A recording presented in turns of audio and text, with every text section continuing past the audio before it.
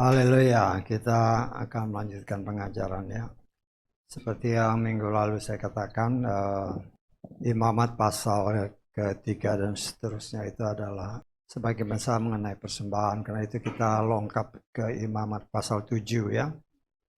Imamat pasal 7 kita baca mulai ayat ke-22 sampai ke 27. Imamat pasal ke-7 ayat 22 sampai ke 27. Kita akan baca semua ayat ini seperti yang tertulis di depan. Kita baca bersama 3, 4. Dan berfirmanlah Yahweh kepada Mose dengan mengatakan, berbicara kepada Bani Israel dengan mengatakan, kamu tidak boleh makan setiap lemak lembu atau domba atau kambing. Tetapi lemak bangkai dan lemak hewan yang tercabik-cabik boleh digunakan untuk keperluan apa saja, namun kamu sama sekali tidak boleh memakannya.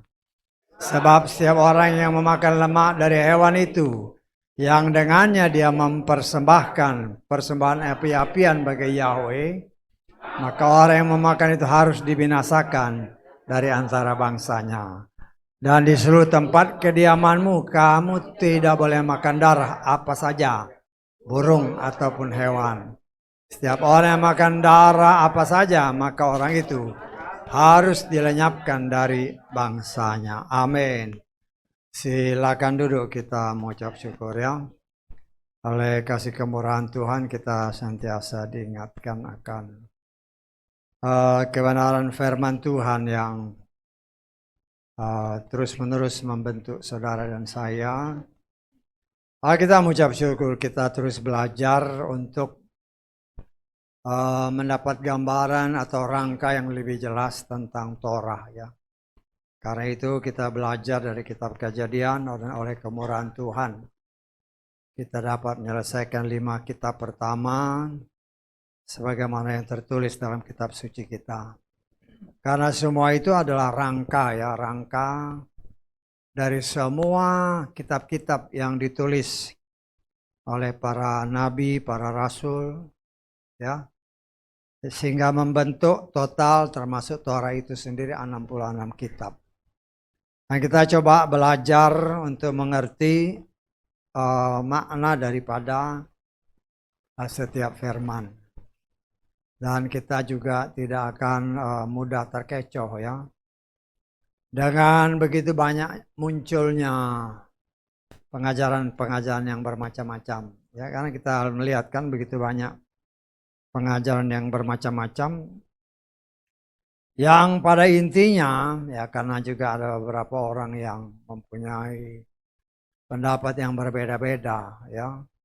Intinya pokoknya mereka dimenangkan. Ya mereka memang dimenangkan dalam arti kata bertobat ya.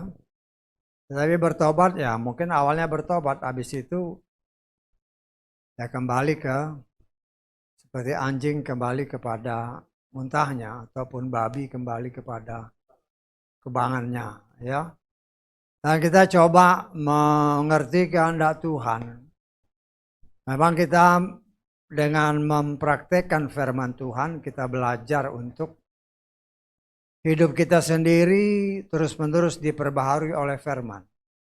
Saya pribadi sangat percaya ya bahwa firman itu adalah pribadi Bapa Yahweh sendiri. Karena Bapa Yahweh itu setia kepada firman-Nya. Dan firman itu sebagaimana tertulis. Dia akan terus-menerus membersihkan kita kalau kita percaya. Kalau kita tetap hidup dan tinggal di dalam Dia. Semua karakter kita, ya tidak ada yang benar kata firman Tuhan dalam kitab Roma. Seorang pun tidak. Karena itu kalau kita membiarkan diri kita. Ketika kita mendengar firman itu dan kita berusaha dengan pertolongan Roh Kudus menyimpannya dalam hati kita yang lemah lembut, maka firman itu akan bekerja dengan caranya. Ya. Sehingga apa yang dikatakan firman itu membersihkan, firman itu menguduskan, firman itu memurnikan, firman itu menyempurnakan, itu pasti terjadi. Karena bagi Tuhan apa yang dia nyatakan ya tidak akan kembali dengan percuma. Karena apa? Karena Tuhan menghendaki semua ciptaannya selamat. Ya, perhatikan baik-baik. Dia menghendaki semua ciptaannya selamat. Tetapi dia juga mengingatkan ya. Karena dunia ini telah dicemari oleh si jahat, maka ada dua benih yang senantiasa dikatakan oleh Tuhan. Ada benih yang berasal dari Bapa Yahweh, dan ada benih yang berasal dari si jahat. Dan saya menafsirkan, kalau benih si jahat itu, ya, kita kan harus mengaitkan semua dengan firman. Karena ada tertulis, lihat dari buahnya. Kalau namanya benih lalang, tidak mungkin dia menghasilkan sesuatu yang berguna. Ya, karena itu ya saya percaya bahwa kebenaran firman Tuhan yang diwartakan oleh Tuhan sesungguhnya untuk memurnikan, menyucikan, membersihkan mereka yang menamakan diri anak-anak Tuhan dengan caranya. Ya. Sehingga kita mengimani, kita sebagai anak-anak Tuhan yang beribadah kepadanya, memang kita mengimani untuk diangkat ya. Itu iman kita, pengharapan kita. Tetapi iman tanpa perbuatan ya nol. Ya. Karena itu iman dan perbuatan itu harus berjalan bersama-sama. Kita percaya kepada dia, apa yang kita percaya? Firman-Nya. Apa kata firman-Nya? Firman itulah yang harus kita praktekkan. Walaupun saya sangat menyadari, tidak semua orang bisa menerima firman. Firman yang murni. Ya, kita banyak belajar kan tentang beberapa hal belakangan ini kan. Saya melihat di sini adalah karena saya percaya karena waktunya sudah semakin dekat. Tidak ada lagi sesuatu yang harus disembunyikan. Semua harus dibuka, blok. Ya.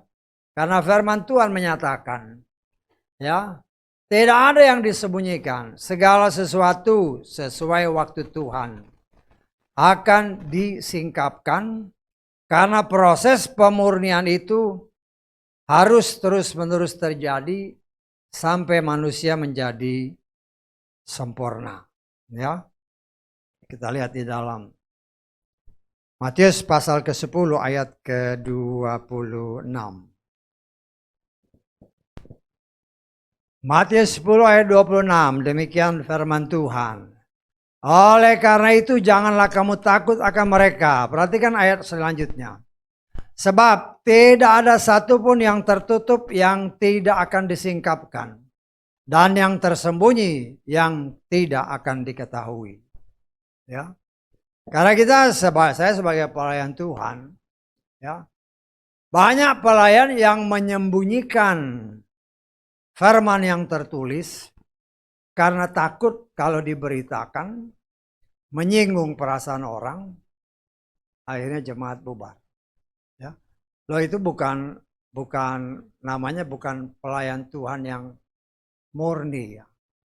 Karena itu banyak kalau pelayan Tuhan yang murni memberitakan firman Tuhan apa adanya.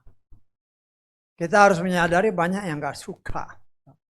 Banyak yang gak suka. Ya. Karena merasa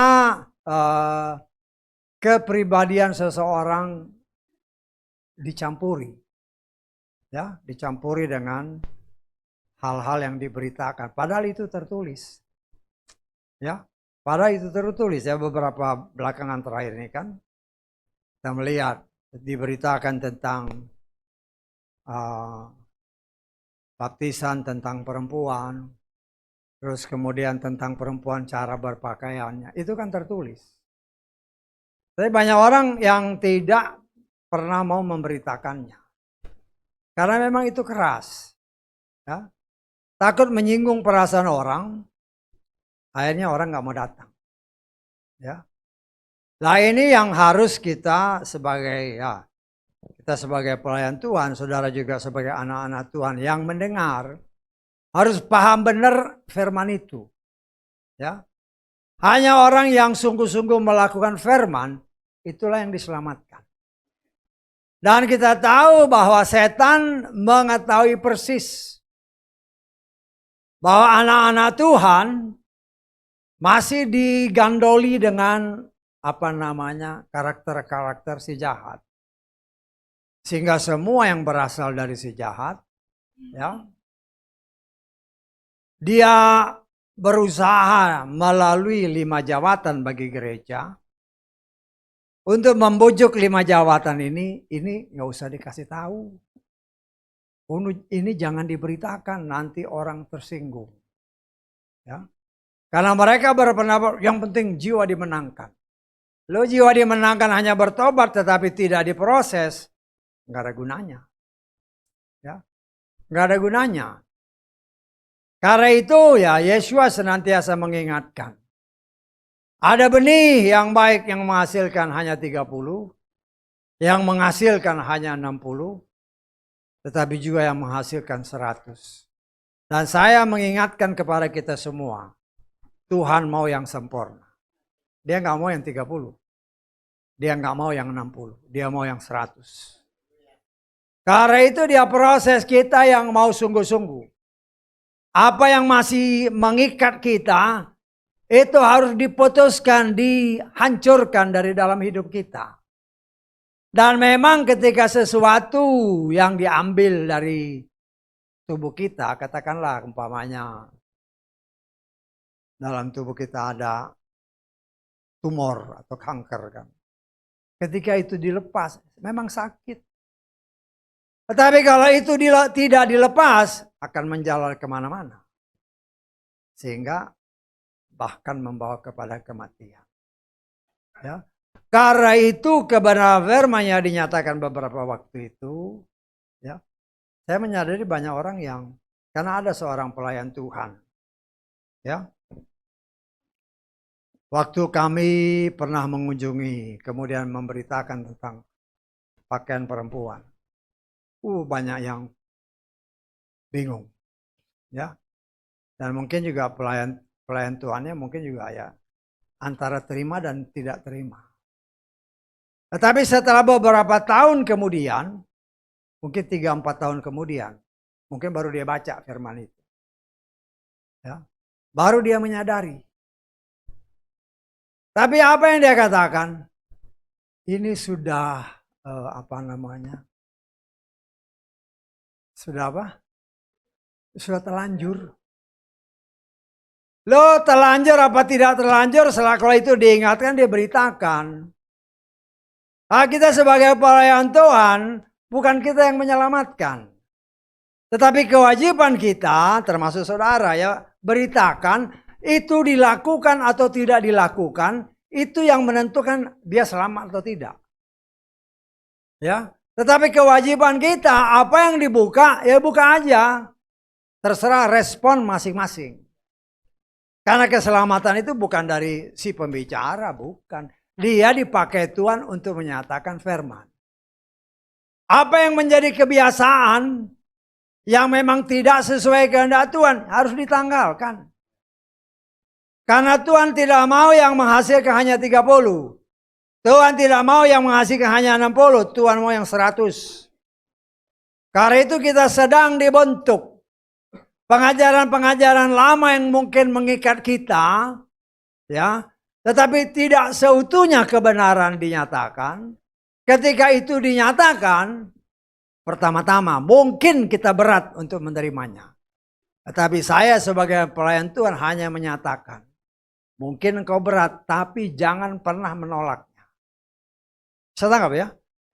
Berat mungkin atau mungkin dianggap enggak mungkin. Itu masalah beda, masalah yang lain. Masalahnya jangan pernah engkau tolak firman. Jangan. Kenapa? Karena firman itu yang menyelamatkan kita. Kalau kita menolak dia, ya saya percaya tidak mungkin orang itu bisa diangkat. Nggak bisa. Karena ini kekuatan daging, kekuatan si jahat yang terus menerus menggandoli kita. Sebagai orang percaya, kalau kita tidak mau dibersihkan, ya bagaimana mau terangkat? Ya seperti umpamanya balon. Balon yang diisi dengan gas apa helium atau apa segala macam lah ya. Kalau diisikan dia melayang. Tapi kalau digandoli sama berat sesuatu benda, ya nggak bisa. Yang menggandoli inilah yang harus diputus supaya bisa terangkat. Tuhan memberikan cara-caranya melalui bangsa Israel, bangsa pilihannya. Ya. Bagaimana supaya kehidupan mereka itu bersih di hadapan Tuhan. Kemudian diajarkan melalui firman Tuhan, melalui leluhur-leluhur mereka jauh sebelum, katakanlah sebelum Abraham, masih zaman Habel. Ya, diperlihatkan bagaimana korban yang berkenan kepada Bapa Yahweh. Kemudian zaman leluhur bangsa Israel sendiri, Bapa Abraham. Atau sebelumnya zaman Nuh. Bagaimana dia setelah bebas dari kematian yang membinasakan dunia karena air bah. Bagaimana Nuh mengucap syukur dengan mempersembahkan korban-korban. Ya, binatang-binatang yang tahir. Ya, waktu itu namanya binatang yang tahir kan masih macam-macam. Begitu banyak binatang yang tahir. Ya. Tetapi setelah zaman Moshe baru ditetapkan. Binatang yang boleh dipersembahkan hanya lembu atau kambing domba atau unggas. Jangan yang lain. Ya. Hanya 3 hewan yang boleh dipersembahkan sebagai korban bakaran. Ya. Di samping tepung untuk dibuat roti. Nah, ini semua bagian-bagian cara-cara bagaimana supaya manusia ciptaan Tuhan menyenangkan hati Tuhan. Nah, kalau kita baca dalam kitab Imamat tadi, ya kita sudah pelajari 1, kedua, yang ketiga, keempat, kelima, keenam, ya memang karena semua itu ya hampir mirip-mirip. Ya. Yang dipersembahkan ya tetap lembu atau kambing domba atau unggas atau roti. Ya. Tetapi namanya bisa macam-macam. Entah penebus salah, entah penebus dosa, entah ucapan syukur. Jadi begitu banyak macam yang harus dipersembahkan oleh orang pilihan Tuhan.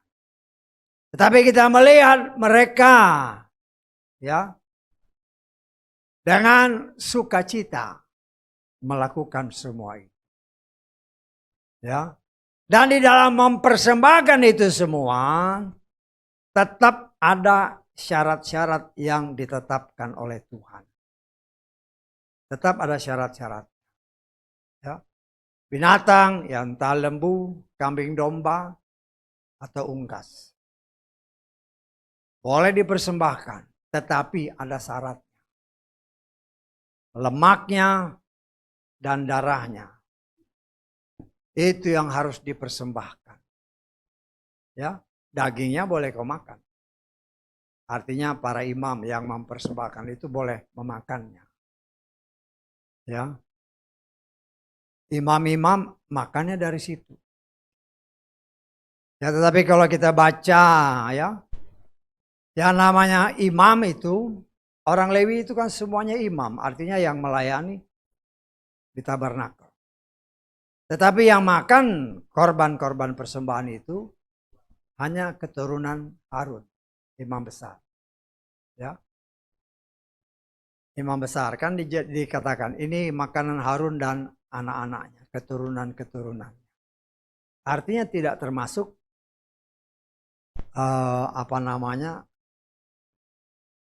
saudara-saudara yang lain. Kan orang Lewi itu kan terdiri dari anaknya kan ada beberapa orang. Ya, hanya keturunan Harun lah yang mendapatkan hak untuk menjadi imam. Imam besar. Ya. Nah, kalau yang lainnya imam-imam yang membantu. Kita sudah belajar hal ini. Ketika semua barang-barang baik ruangan kudus maupun ruangan maha kudus sudah di packing semua, baru diangkat sama saudara-saudaranya orang-orang Lewi yang lain. Orang Lewi yang bukan keturunan Harun. Orang lain berani menyentuhnya, mati. Luar biasa, ya. Tuhan membuat aturan yang sangat-sangat, kalau dalam pandangan kita sekarang ini ya sangat ketat. Dan dia senantiasa mencegah. Jangan sampai orang-orang di luar suku Lewi berani menyentuh ataupun ada di sekitar tabernakel ini. Ya. Hanya keturunan Lewi yang boleh ada di sekeliling. Jadi tabernakel begini, di sekelilingnya itu orang Lewi dulu. Baru di belakang perkemahan orang Lewi ada dari suku-suku yang lain. Bisa ditangkap ya. Kenapa? Karena memang Tuhan sangat tegas ya di dalam peraturan-peraturan ini. Sehingga kalau nanti kita masuk di dalam di dalam kitab, nanti kan ini masuknya di dalam kitab Bilangan. Artinya di dalam tata ibadah bangsa ini ada aturan-aturan yang diatur Tuhan sedemikian rupa. Yang kalau berani dilanggar, mati. Mati. Ya. Itulah kita lihat Tuhan memang mengasihi semua orang. Dan dia mengasihi anak sulungnya. Tetapi kalau anak sulungnya berani memberontak, artinya melawan firman, hukumannya mati. Ya. Dan itulah kita melihat betapa luar biasanya Tuhan menghendaki kita sebagai ciptaannya. Ya. Berhati-hati dalam hal-hal ibadah. Tuhan itu tidak berubah. Dahulu, sekarang, sampai selamanya dia nggak berubah. Artinya di dalam kita masuk ke dalam kehidupan ibadah, ya, jaga langkah. Ketika engkau masuk ke dalam rumah Tuhan, jaga hatimu, jaga seluruh keberadaan kita. Sehingga jangan kita, ya, karena tanpa sadar, seringkali masuk si jahat. Karena itu di tempat ini seringkali saya katakan. Ya, setan itu paling rajin masuk gereja. Banyak orang yang gak bisa terima. Tetapi kalau saya katakan coba lihat di gereja. Ada gak yang tidur? Ada gak yang ngobrol ketika firman diberitakan? Siapa itu? Itu setan itu. Yang tanpa disadari merasuki orang-orang ini.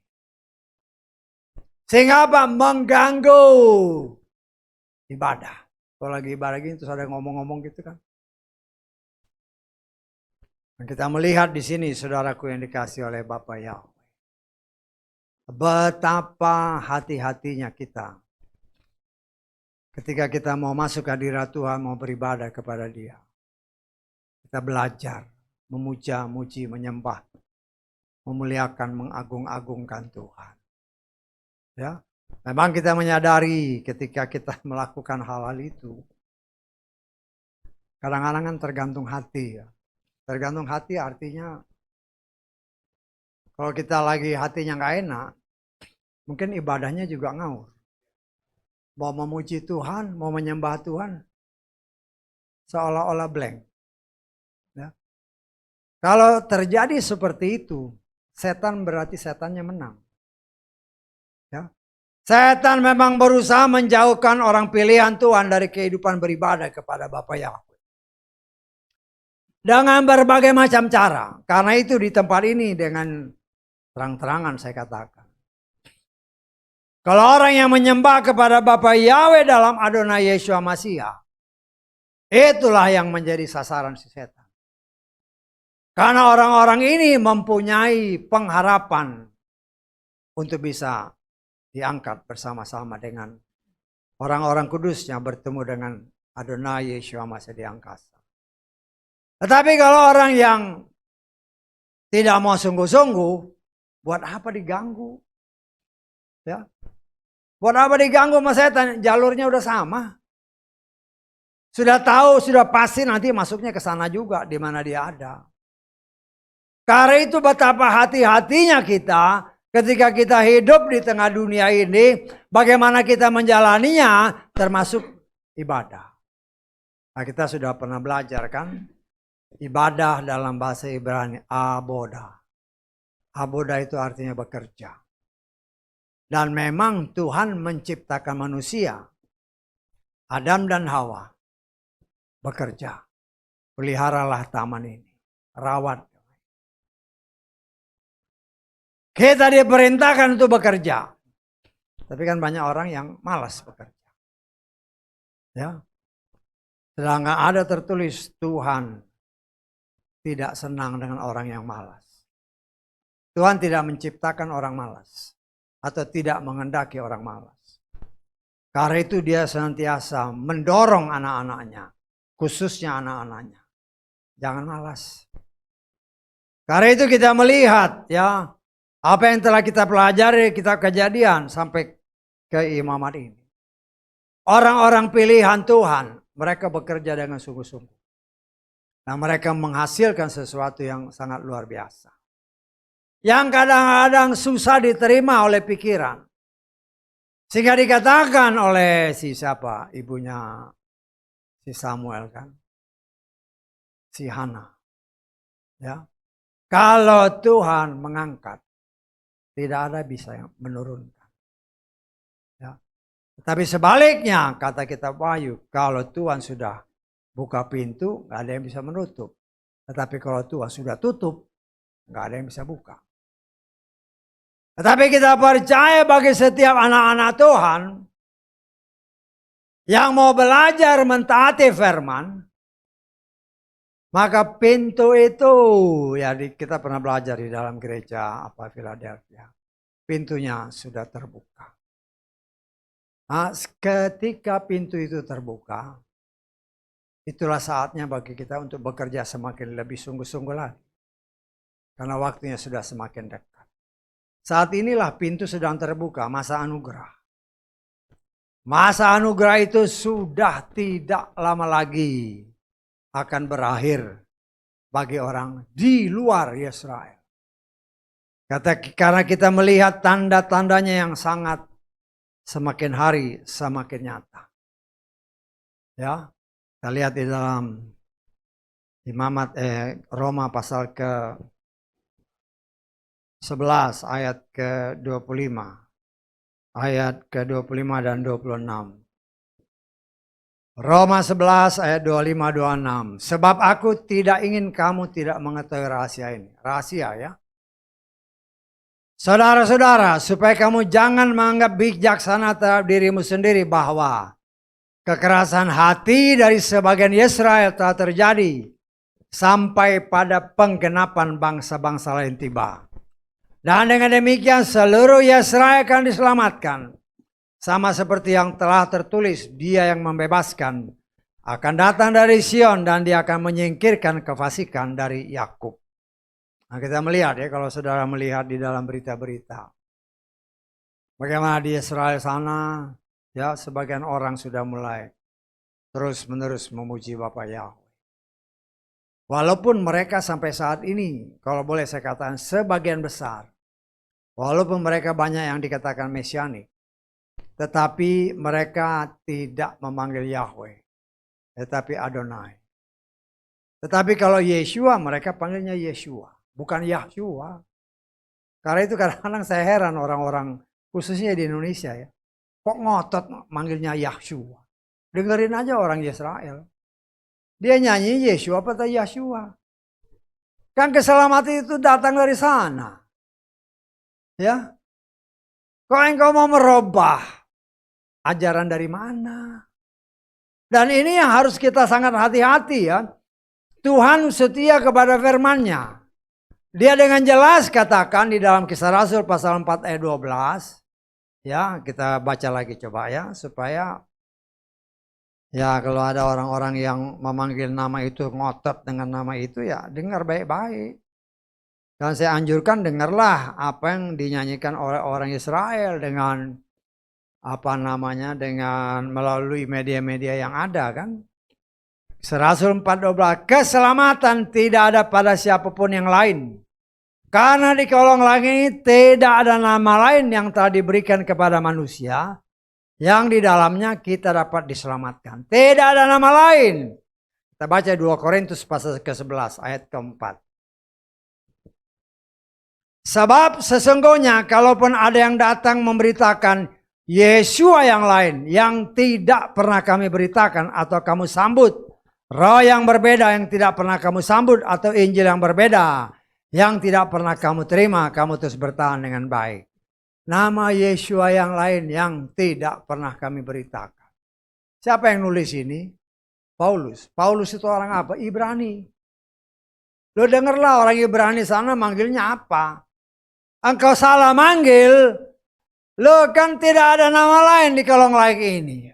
Hanya nama Yesua, bukan nama yang lain. Tetapi kan kalau itu diberitakan orang tetap ngotot. Ya nggak masalah. Bagi kita nggak masalah. Yang penting bagi kita harus berani menyatakan kalau ini salah ya salah. Ajarkan yang benar. Mau diterima puji Bapak Yahweh, nggak diterima. Nggak masalah. Urusannya dengan Bapak Yahweh sendiri. Ya. Nah kita lihat. Sampai genap ini waktu yang terbuka. Masa anugerah yang masih terbuka. Bagi orang di luar Israel. Inilah waktunya. Dan waktunya sudah semakin menggenapkan bilangan orang pilihan di luar Israel secara jasmani. Nah, kita kan di media sosial dengan adanya komunikasi yang luar biasa kan. Di media sosial kita bisa dengar. Di Jazirah Arab sudah mulai banyak yang percaya kepada Yesua. Lah, artinya tinggal selangkah lagi dia kembali ke Yerusalem. Kita melihat kekacauan-kekacauan atau pertempuran-pertempuran yang sekarang terjadi di sana. Nah itu kan sudah mulai menggenapkan apa yang dikatakan kitab Sakaria. Yerusalem akan dikepung. Ya. Tetapi kita melihat memang bangsa ini bangsa yang boleh dikatakan tegar tengkuk. Ya. Mereka hanya percaya sebagaimana yang sering kali dinyatakan. Ya. Para ahli Torah, orang-orang Parisi, orang-orang Saduki, ahli-ahli kitab. Mujizat apa yang kau lakukan supaya kami percaya engkau Mesias? Betul? Artinya mereka akan percaya bahwa Yesua itu Mesias kalau ada mujizat. Dan kitab Sakaria jelas menyatakan dia akan datang menjejakkan kakinya di Bukit Sion dan akan terbelah. Baru mereka percaya. Dan itu akan terjadi. Ya. Apakah kita melihat wujud nyatanya Yesua berdiri sana? Atau dengan caranya, karena kita kan nggak bisa lihat dia. Tetapi mungkin saja bagi bangsa Israel. Karena bangsa ini akan percaya kalau mereka melihat mujizat. Tetapi itu bagian mereka. Bagian kita sekarang, apa yang harus kita lakukan? Apa yang kita baca tadi adalah aturan-aturan yang Tuhan sudah nyatakan bagi bangsa Israel. Dan kita belajar karena keselamatan itu datang dari sana. Kita coba mengerti apa sih maksudnya. Jangan kau makan darah, jangan kau makan lemak. Semua makhluk hidup yang punya darah, jangan kau makan. Ya, tetapi kan setan mengajarkannya lain. Wah, darah binatang-binatang tertentu kan ayam, babi, itu enak. Ya memang enak. Tapi itu melanggar firman. Ya. Tapi kita melihat di sini semakin banyak aturan yang disingkapkan, semakin keras orang untuk tetap tinggal di dalamnya. Tapi kita nggak heran, ya. Walaupun mereka mungkin sudah bertobat dengan berbagai macam alasan. Kan ada tertulis. Ya. Kalau sudah didoakan, nggak apa-apa, makan apa aja. Ya sudah. Ingat, Tuhan itu tidak berubah. Yesus masih tidak berubah dahulu, sekarang, sampai selamanya. Artinya, apa yang dilarang, jangan coba-coba kau langgar. Ya. Karena nanti kan kita akan datang di dalam pengadilannya. Apa yang sudah kau buat. Ya. Lah itu kan akan dinyatakan. Karena Tuhan itu akan mengadili dengan adil. Dan dia punya bukti. Setiap sepersekian detik. Bukan 1 detik ya. Sepersekian detik. Semua disingkapkan. Ya. Dengan data-data yang ada ini. Ya dia tinggal menjatuhkan. Hukuman sesuai dengan perbuatan-perbuatan kita sebagaimana tertulis. Tetapi kita yang percaya kepada Yeshua Mashiach sebagai Tuhan dan Juru Selamat. Dan kita belajar untuk melakukannya. Dan mungkin kita masih bisa melakukan kesalahan. Tetapi ada tertulis, dialah pembela kita. Ketika kita ya diperlihatkan berat. Yeshua pembela kita. Itu yang tertulis. Ya, itu bisa dihapus. Ya kita akan berbayang-bayang lah. Kenapa? Karena dia sudah minta ampun. Ada tertulis, Elohim itu setia. Apabila kita mengaku dosa kita, maka kita diampuni. Ya di satu sisi ada daftar kelakuan yang kita tidak beres. Tetapi di sisi lain si pembela ini hapus. Sehingga karena Yeshua pembela kita. Dan kita tetap setia sampai akhir. Percayalah. Semua yang tidak benar sudah dihapus. Kita dilayakkan datang menghadap Bapa Yahweh di sorga. Karena tidak ada orang yang benar. Kita ambil contoh, seringkali yang saya ambil contoh adalah Elia. Elia itu Tuhan mau kasih lihat. Walaupun dia diangkat. Tetapi karena berbicara jubah itu berbicara karakter. Masih ada karakternya yang tidak benar. Tetapi Tuhan mau kasih lihat orang yang memang mau sungguh-sungguh melakukan apa yang Tuhan perintahkan. Semampunya Tuhan punya cara untuk membersihkannya pada saat kita diangkat. Ya, Elia itu kan takut mati ketika dia dikejar-kejar sama Isabel. Takut mati dia kan, Tuhan. Artinya itu salah satu karakter yang Tuhan mau kasih lihat. Bukan berarti kita lebih baik dari Elia, belum tentu dia sudah diangkat. Tetapi Tuhan mau kasih lihat kepada saudara dan saya, apabila kita sampai akhir tetap setia, hidup dan berjalan dalam kebenaran, maka Tuhan pembela kita akan membuat kita dibenarkan sehingga dilayakkan untuk menerima mahkota kehidupan. Itulah yang kita imani. Ya, itulah yang kita imani. Saat ini mungkin ya, kadang-kadang mungkin orang percaya, apa mungkin saya ini kan sudah berbuat dosa begini. Ya. Dalam pandangan manusia ini kotor. Nggak mungkin dia masuk surga. Tetapi Tuhan kasih lihat kepada kita.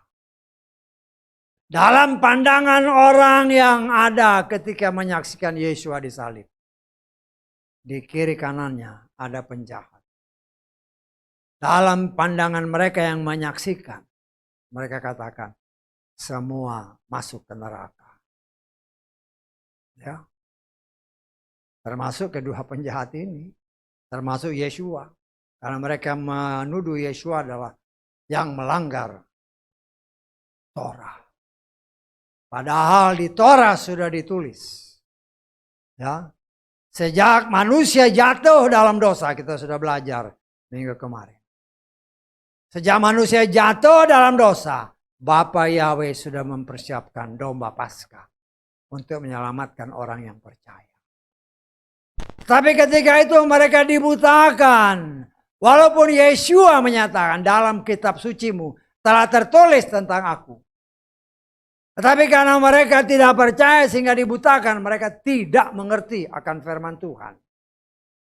Dan kita mengucap syukur pada akhir zaman ini, sesuai dengan Matius 10 tadi. Bagi kita yang percaya, yang mau mentaati, tidak ada yang tertutup, yang tidak dibuka. Sehingga kita belajar. Ya. Belajar. Memang Tuhan menghendaki ada pengorbanan.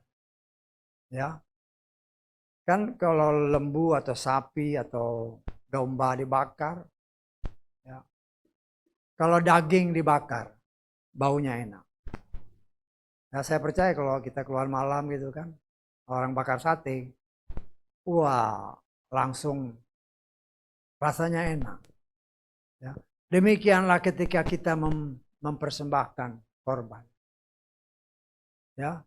Tuhan menghendaki saudara dan saya.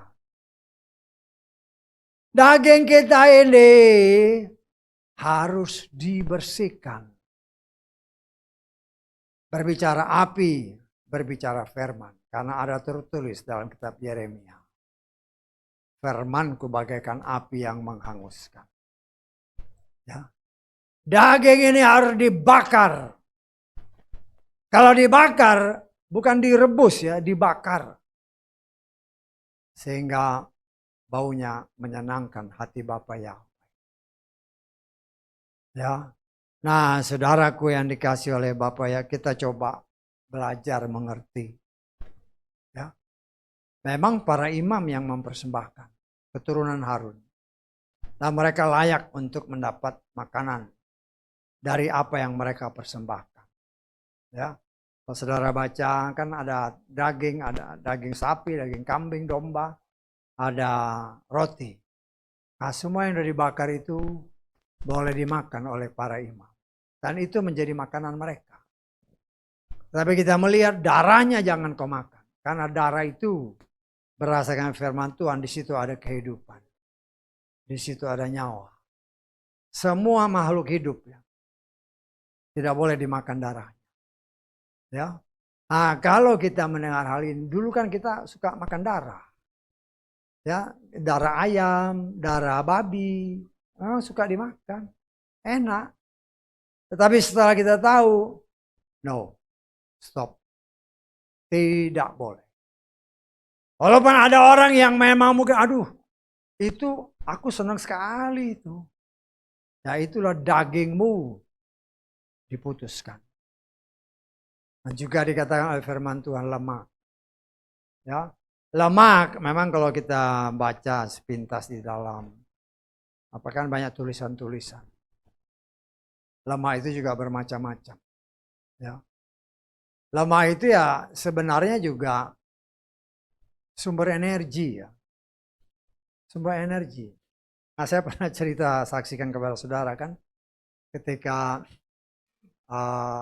medical untuk ke dokter gizi. Ada alatnya itu saya pegang ini kan. Ya. Dokternya bilang, "Pak, dengar umur Bapak sekian, antara lemak sama ototnya bagus." Bagus. Ya. Nah, cuman kan waktu itu berat saya sekitar 76. Tapi dia bilang, "Ini masih keberatan, Pak." Waduh. Berapa, Dok? Ini paling sekitar 68, 67, oke lah. Saya bilang sama dokternya, "Dok, kalau berat saya di bawah 70, keluarga saya marah. Kekurusan," katanya. Ya yang penting Bapak jaga keseimbangan. Saya baca ya di dalam tulisan-tulisan para ahli itu. Lemak itu memang energi yang tersimpan. Ya. Tetapi kalau dia kelebihan, itu nggak bagus. Ya, contohnya, umpamanya kita agak gemuk. Terus makannya kau kurangi. Kan lemaknya makin lama makin habis kan. Karena lemak ini dipakai untuk kegiatan kita, energi kita. Ya. Dan itulah yang kita lihat, Tuhan tidak mau kita banyak lemak. Kalau lemak ini, karena itu dikatakan jangan makan lemaknya, lemak itu harus dibakar. Artinya energi itu benar-benar harus dipergunakan hanya untuk Tuhan, jangan disimpan. Seperti saya katakan tadi kan, lemak itu sebenarnya energi yang tersimpan. Tuhan mau energi yang ada, yang diberikan Tuhan bagi saudara dan saya, pakai untuk Tuhan, persembahkan untuk Tuhan. Dengan cara bagaimana? Lakukanlah dalam kegiatan tubuh kita. Lakukanlah pekerjaan-pekerjaan. Apapun yang dipercayakan Tuhan, seperti untuk Tuhan. Ya. Saya pribadi yang seringkali saya saksikan kan. Ya kebetulan ada kebun di rumah lah. Saya senang di kebun. Bisa nanam, bisa nyangkul. Ya. Memang keringetan. Biasanya kan jam 6 sudah selesai makan, setengah 7. Ya kebunnya nyapu-nyapu, nyangkul-nyangkul sampai keringetan. Sampai kira-kira setengah 12 sudah panas sekali kan. Masuk lagi. Masuk. Ya saya makannya mungkin jam 2 lewat. Biasanya ya mungkin paling ya cemilan-cemilan itu. Istirahat sebentar, habis istirahat sebentar keluar lagi. Ya kegiatan seperti itu bagi saya itu sesuatu hal yang senang aja. Senang. Ya. Kan orang macam-macam hobinya. Ya. Senang aja kalau kita lihat nanam gini. Tetapi kan dari situ kita belajar. Ketika saya menanam benih. Gali lubang. Masukkan benih. Tutup. 2-3 hari kemudian muncul. Ya. Di situ kita belajar memang saat saya memberitakan firman. Ya. Firman itu saya tidak lihat hasilnya. Bagaimana kerjanya. Tetapi saya akan melihat hasilnya karena Tuhan yang bekerja. Berbicara benih, berbicara firman yang murni. Walaupun mungkin firman yang murni banyak ditolak oleh orang yang menamakan diri orang percaya. Dengan berbagai macam dalih. Karena merasa kedagingannya, keegoannya tersinggung. Padahal itu firman. Saya kan semua pelayan itu hanya bertugas untuk menyampaikan apa yang tertulis. Tetapi apa yang tertulis, begitu kena di telinga orang, aduh, aku nih. Setiap aku datang itu terus. Wah, udah. Ya. Tapi kita sebagai orang yang menamakan diri yang melayani Tuhan, kan Yesus berkali-kali firman Tuhan, kalau kita lihat, yang diulang ya itu aja. Itu dalam arti kata supaya firman itu membersihkan, menguduskan, memurnikan, menyempurnakan. Itu terus dengan berbagai macam cara. Tuhan punya cara untuk menjamah setiap hati. Kalau orang-orang itu pilihan Tuhan, pasti akan suatu saat, ya mungkin waktu dia terima. Karena itu saya ajarkan, ingatkan kepada saudara. Firman itu mungkin membuat engkau panas. Mungkin membuat telingamu merah. Tapi jangan pernah menolaknya. Setanggal. Jangan pernah nolak. Kecuali kalau firman itu yang ditambah dikurangi. Ya itu harus ditolak. Tetapi apabila itu ada tertulis. Engkau berani menolaknya. Saya jamin engkau tidak akan masuk surga. Kenapa? Karena yang kau tolak itu firman. Tetapi kalau kita katakan Tuhan mampukan aku untuk bukan saja mendengar. Tetapi mengerti dan mempraktekkan dengan pertolonganmu, maka dia akan kerja. Ya, bukan pelayan Tuhan yang bekerja, tapi firman itu yang bekerja. Dan bagi saya sebagai seorang pelayan Tuhan, jangan memberitakan hanya untuk mengenakan telinga. Karena ada tertulis akan datang waktunya. Orang hanya senang mendengar firman yang mengenakkan telinga. Dan itu memang terjadi. Tetapi kenapa mengenakkan telinga? Karena dosanya nggak dibongkar. Ya, seperti contoh kemarin kan tentang pakaian. Udah jelas-jelas firman Tuhan. Keji. Kalau itu tidak diberitahu, orang nggak tahu. Menganggap, lo ini kan sudah mode. Lo Tuhan nggak kenal mode. Tuhan hanya tahu ini firmanku. Kalau engkau laki-laki, pakailah pakaian laki-laki. Kalau engkau perempuan, pakailah pakaian perempuan. Tuhan tidak berubah. Itu perintahnya. Engkau melanggar perintahnya, engkau akan menerima upah sesuai dengan apa yang kau lakukan. Ya. Karena itu kita belajar. Firman Tuhan jelas tadi. Lemaknya sama darahnya jangan kau makan. Berani kau makan, binasakan. Lo itu firman. Bukan saja dulu, sekarang pun kalau kita sudah dengar dan engkau masih makan darah ayam, darah babi, darah binatang-binatang lain, hati-hati. Hati-hati karena ada tertulis, jangan. Nah, kita sebagai anak-anak Tuhan belajar terus. Kenapa? Karena saat ini saudara dan saya sudah diberitahu apa yang boleh kau makan, apa yang jangan kau makan. Ya. Karena ada yang bersih dan ada yang tidak bersih. Nanti kalau sudah baca dalam berapa imamat itu kan. Berapa imamat? 11 ya. Kalau nanti saudara punya waktu baca. Ya. Ada yang kalau dalam bahasa Inggris ya dikatakan clean dan unclean, bersih dan kotor. Udah jelas-jelas kotor, firman Tuhan bilang kotor, masih disantap, pelahap. Ya.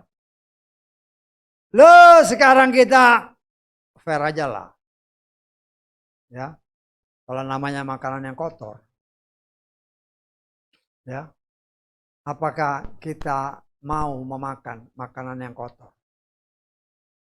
Ya, jangan makanan kotor yang dipandang Tuhan lah. Makanan kotor yang kita makan hari-hari. Udah tahu makanannya ya, kotor gitu kan. Apa kita mau makan? Enggak. Sekarang kan setan menipu. Oh, makanannya kelihatannya baik. Tetapi itu Tuhan bilang kotor, jangan dimakan. Itu kan terserah. Nah memang pernah kan dulu dibuat daftar kan. Makanya ini kalau kau makan bisa meningkatkan kolesterol segala macam. Ya. Tetapi itu kan firman Tuhan. Ada kadang-kadang orang berkomentar. Ada aturan itu ya untuk dilanggar. Kan orang kadang-kadang berprinsip seperti itu. Boleh kau berprinsip seperti itu bagi manusia. Bagi Tuhan, engkau hidup benar, engkau selamat. Engkau hidup tidak benar, ada tempat yang disediakan bagimu. Tuhan tidak ada di tengah-tengah. Ya, hanya benar atau salah. Dan kita mau hidup benar supaya Dia yang adalah kebenaran. Kita bertemu dengan kebenaran. Kalau kita tidak benar, bagaimana tidak benar bisa ketemu dengan benar? Gak bisa. Ya. Karena itu kita diajar sampai kepada hal-hal yang detail.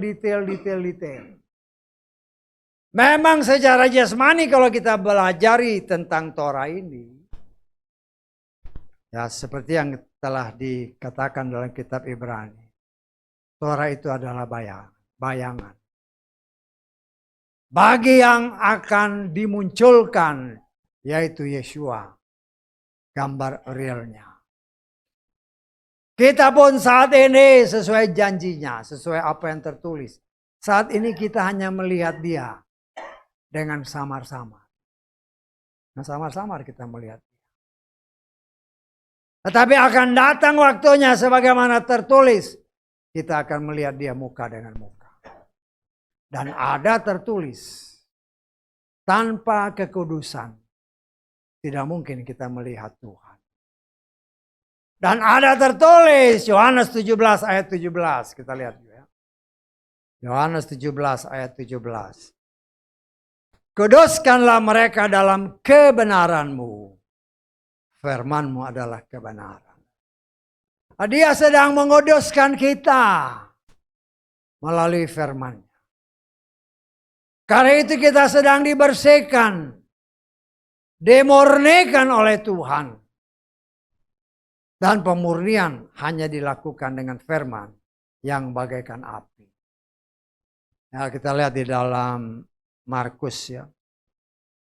Tapi terjemahannya agak beda antara ELT ini dengan Lukas ya. Markus pasal ke-9 ayat ke-49.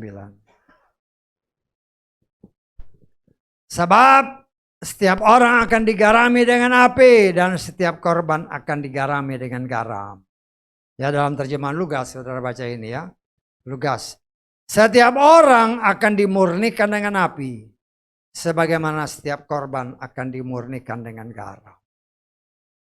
Ya. Dan ini ya sebenarnya tujuannya sama. Dimurnikan dengan api. Kita ini adalah emas-emas yang masih diikat dengan kotoran-kotoran. Dan Tuhan sedang memurnikan untuk mendapatkan emas yang murni. Dan pemurnian emas hanya dilakukan dengan api, yaitu dibakar. Dan kita menyadari ketika kita dibakar dengan api. Ya namanya dibakar ya sakit. Ya. Sakit. Tetapi mungkin saudara pernah lihat kan di tempat pembakaran mayat itu kan. Ya. Ketika mayat dibakar, ada dengar orang teriak-teriak? Nggak ada. Karena dia mati. Ya. Dan kita ini kata firman Tuhan sudah mati terhadap dunia. Sehingga ketika firman Tuhan yang bagaikan api, kalau kita menerima dan menyadari aku sudah mati terhadap dunia. Maka firman Tuhan yang bagaikan api yang sedang memurnikan saudara dan saya. Panas, tapi kita tidak merasakan panas. Ya, tidak dirasakan panas. Kenapa? Karena Tuhan berikan kepada kita kemampuan. Bertahan dalam proses pengudusan yang sedang Tuhan kerjakan. Kuduskanlah mereka dalam kebenaran. Firman-Mu adalah kebenaran. Kita sedang dikuduskan. Tuhan setia kepada firman-Nya. Tanpa kekudusan, tidak mungkin kita melihat Dia. Kita akan melihat Dia muka dengan muka. Itu iman kita. Ketika kita diangkat oleh Roh-Nya, kita bertemu dengan Dia di angkasa.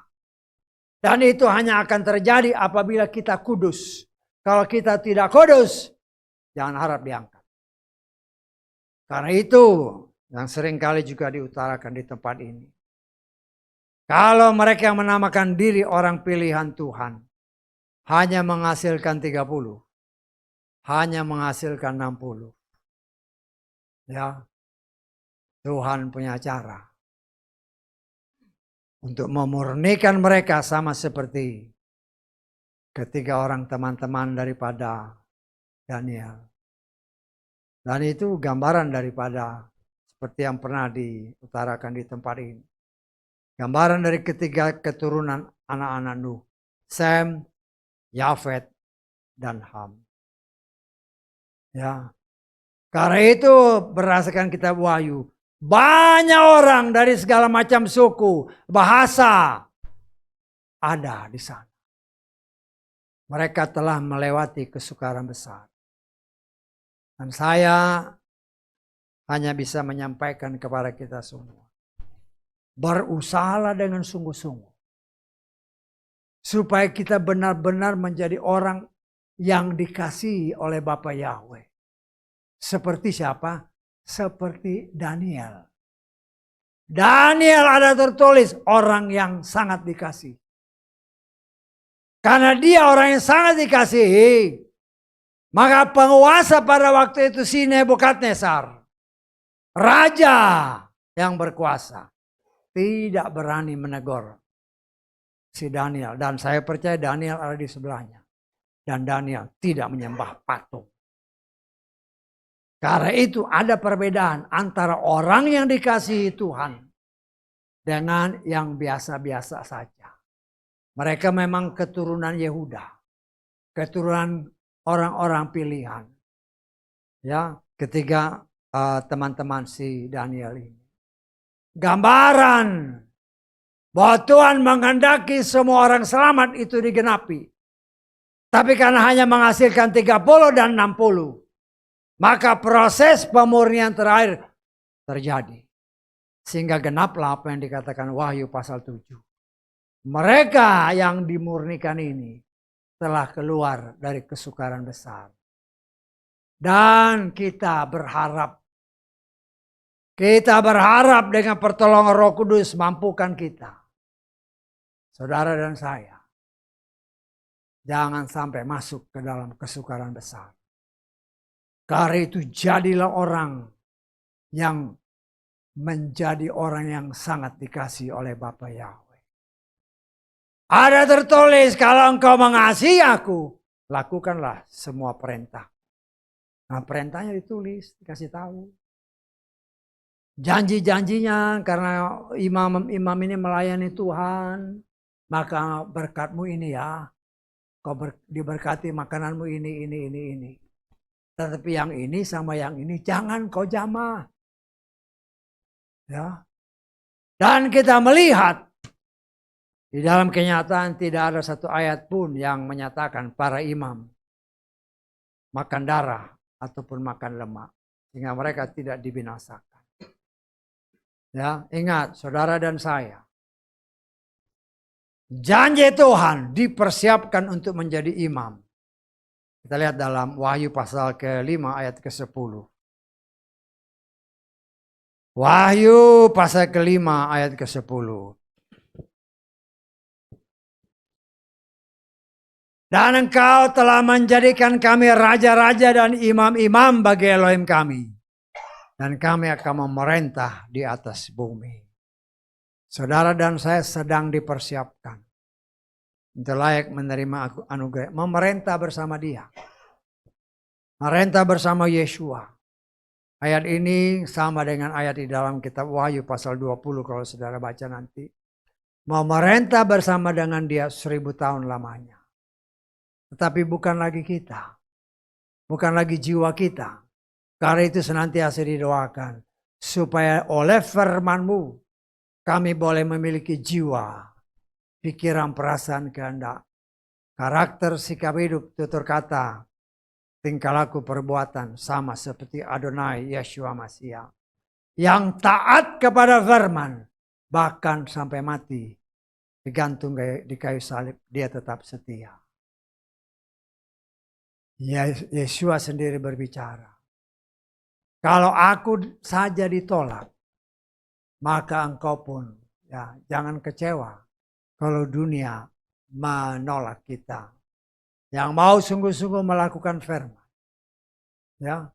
Bahkan seringkali yang menolak itu ya yang menamakan diri anak-anak Tuhan. Kenapa? Karena mereka banyak yang tetap mengeraskan hati. Itu kan tafsiranmu, walaupun ada tertulis kan. Kan banyak beberapa waktu ini kan diberitakan. Itu kan tafsiranmu. Ya, ya silakan. Ya. Tetapi kita dengan apa yang disingkapkan oleh Roh Kudus, belajar mempraktekkan semuanya dengan sepenuh kekuatan, kemampuan kita dengan pertolongan Roh Kudus. Ya, semampu kita. Walaupun kita tidak tahu persis apa yang kita lakukan itu apa sudah berkenan kepadanya. Kita nggak tahu. Apakah yang kita lakukan itu mungkin sudah 10% benar, atau 20, atau 60, atau sudah murni 100%. Hanya dia yang tahu. Kita nggak tahu. Kita nggak tahu. Tetapi percayalah, kalau tak mungkin cuma 90%. Ada tertulis, dia yang menyempurnakan segala sesuatu. Yang penting berusaha dengan sungguh-sungguh. Jangan pernah kendor. Apa yang menjadi bagian kita, lakukan. Apa yang menjadi bagian Tuhan, lemak dan darah, berikan itu untuk Tuhan. Dan saya percaya apabila kita belajar ya. Belajar mentaati semua yang tertulis. Maka Roh Kudus akan memberikan kita kemampuan bagaimana mempraktekannya. Ya, karena kita harus tahu, ya. Karena lemak itu kan sama daging nempel. Ya, bagaimana seorang imam harus melepaskan lemak ini dari daging yang nempel. Artinya bagaimana dalam tanda kutip dia menguliti lemak-lemak ini. Kenapa? Karena Tuhan melarangnya. Jangan makan lemak ya. Karena itu dengan cara atau teknik yang ada, mereka bisa mengeluarkan lemak-lemak. Ya, dalam arti secara jasmani. Kalau lemak ini dimakan oleh para imam, itu pun tidak bagus bagi kesehatan mereka. Karena itu lemak ini harus dibakar. Energi-energi yang sisa ini harus dibakar. Saudara dan saya pun, ya, apa yang bisa kita lakukan dalam masa penantian ini? Serahkan semua energi kekuatan kita untuk kemuliaan Tuhan. Apapun yang Tuhan percayakan untuk kita kerjakan saat ini, lakukanlah dengan sungguh-sungguh seperti untuk Tuhan. Di dalam kita mengerjakan sesuatu, ya, mungkin kita gagal. Tapi jangan kecewa dengan kegagalan. Ya saya juga mempunyai latar belakang, ya, seorang yang banyak bergerak dalam bidang maintenance. Ya, barang-barang, mesin-mesin yang besar, turbin-turbin yang besar-besar. Ya, ya kadang-kadang ada yang berhasil, ada yang tidak berhasil. Dan yang tidak berhasil itu menjadi pelajaran. Ya, pelajaran bagaimana supaya waktu yang akan datang tidak terulang lagi. Dengan belajar dari kegagalan, kita dibuat, ya itulah namanya pengalaman. Saya tahu apa ya, pengalaman. Tetapi kalau gagal terus kecewa, ya sudah. Saya katakan kepada saudara, kalau saudara baca para penemu baik listrik dan semua peralatan-peralatan ini, mereka bukan sekali dua kali gagal. Bisa ratusan kali gagal. Tetapi mereka tidak pernah berhenti. Ya biasanya mereka mengerjakan sesuatu kan mereka catat. Ini yang dilakukan. Kemudian kalau gagal, oh ini kalau pakai ini gagal. Coba ganti yang ini. Ya. Nah, ini ditulis semua. Sehingga dari semua itu mereka belajar dari kegagalan untuk membuat sesuatu yang lebih baik. Dan kita ya pada zaman ini kan melihat hasilnya yang luar biasa. Kita nggak pakai api obor-obor lagi, kita pakai alat-alat seperti ini. Ya, itu kenapa? Itu hasil daripada orang. Penemu-penemu yang tidak pernah kecewa kalau dia gagal. Nggak pernah. Kita belajar. Mungkin kita pernah gagal ya, saya juga pernah gagal. Tetapi kegagalan tidak membuat saya kecewa. Kegagalan membuat saya belajar, oh kelihatannya caranya begini. Ya, harus begini, harus begini. Dan memang di dalam pengalaman kerja, ya, di dalam memelihara peralatan-peralatan perminyakan, ya mesin-mesin, ya segala macam barang lah. Waktu saya kerja di laut sana, kita harus bisa menguasai mulai dari pompa yang masuk ke dalam air sampai kepada kren yang di atas sekali. Itu kita kuasai dengan baik. Ya. Nah, saya mengucap syukur dengan kemurahan Tuhan. Saya bisa ditempatkan di satu seksi yang bisa mengendalikan semua. Sehingga ketika masanya ada pensiun dipercepat, ya kita ngambillah pensiun dipercepat kan. Kemudian setelah pensiun dipercepat, ya waktu itu habis itu pelayanan kan kemana, sana kemari sekitar 2 tahun. Ya, cerita sedikit nih pengalaman. Waktu namanya pensiun dipercepat kan dapat sangon kan. Wah, pelayanan luar biasa sana kemari. Tapi pelayanan kita nggak terima berkat. Ya, senang aja melayani sana kemari. Setelah sekian tahun, ya keluarnya banyak, masuknya nggak ada kan. Ya namanya pelayanan ke daerah-daerah, ya. Karena itu kalau saya boleh menyatakan atau menyarankan kepada saudara, kalau engkau melayani ke daerah, ya, apalagi daerah minus, jangan kau harap berkat, justru engkau mengeluarkan berkat. Nah itulah yang terjadi, ya. Setelah sekian tahun, ya habislah dana, mulai cari kerja lagi. Tetapi karena saya punya basic pengalaman yang dapat dikatakan cukup, ya gampang aja, kesana kemari, ya, sampai bisa keluar sana.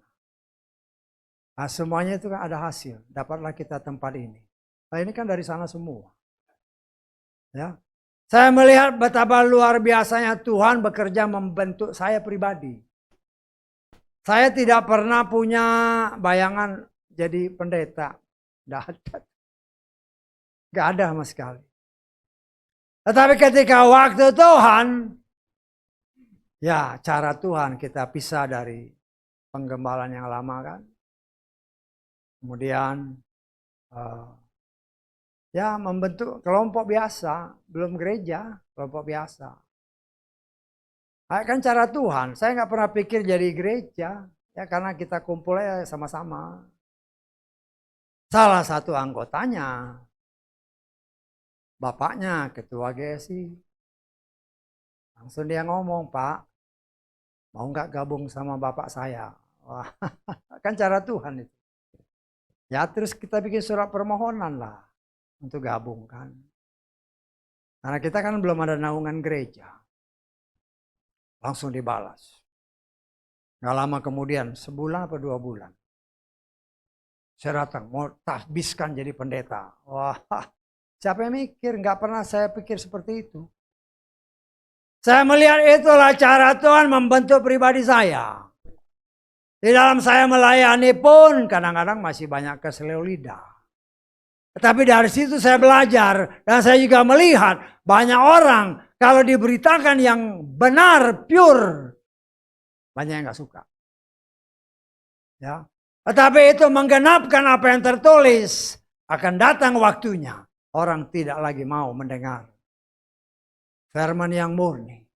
Yang mereka mau dengar apa yang enak di telinga. Tetapi setiap orang ditunjuk, ditetapkan oleh Tuhan. Engkau punya tugas ini. Beritakan ini. Dan saya merasakan itulah bagian dari kewajibanku. Nyatakan apa yang tertulis. Ya, karena apa? Karena waktunya sudah sangat dekat. Banyak orang yang mungkin menolak, itu bukan urusanku. Tetapi yang penting firman Tuhan diberitakan. Jangan disembunyikan. Tuhan mau buka, buka. Harus begini. Engkau mau ikut, memang kita akan diangkat. Engkau tidak mau ikut, itu urusanmu dengan Tuhan. Dan kewajiban saya sebagai pelayan Tuhan, saya harus berani menyatakan apa yang murni dari Tuhan. Tanpa ditambah dan dikurangi. Nah, saya mengucap syukur. Ada yang menolak, ada yang menerima. Nah, saya melihat itulah yang dilakukan Yesua. Banyak yang pergi. ketika kebenaran dinyatakan. Yesua tetap jalan. Karena dia tahu siapa yang dia pilih. Dan orang yang dia pilih ini, walaupun menerima firman yang keras, diketok bagaikan palu oleh palu godam, tetap bertahan. Kenapa? Karena tadinya keras hatinya. Dipalu supaya terbongkar emas yang murni yang dikurung oleh batu-batu karang. Dan ketika terbongkar, muncullah emas yang murni. Emas yang murni yang masih digeleuti oleh kotoran. Bakar supaya keluar kotoran-kotorannya. Sehingga didapatkan emas yang murni. Dan itulah saudara dan saya. Kalau kita tetap bertahan. Karena itu ya, setiap kebenaran firman, jangan pernah kita tolak. Walaupun itu bagi kita nggak mungkin Tuhan. Jangan pernah katakan tidak mungkin. Karena Tuhan bagi Bapa Yahweh dalam Adonai Yeshua Mashiach. Tidak ada yang tidak mungkin. Hanya bagaimana respon kita. Haleluya. Amin. Mari kita bangkit berdiri.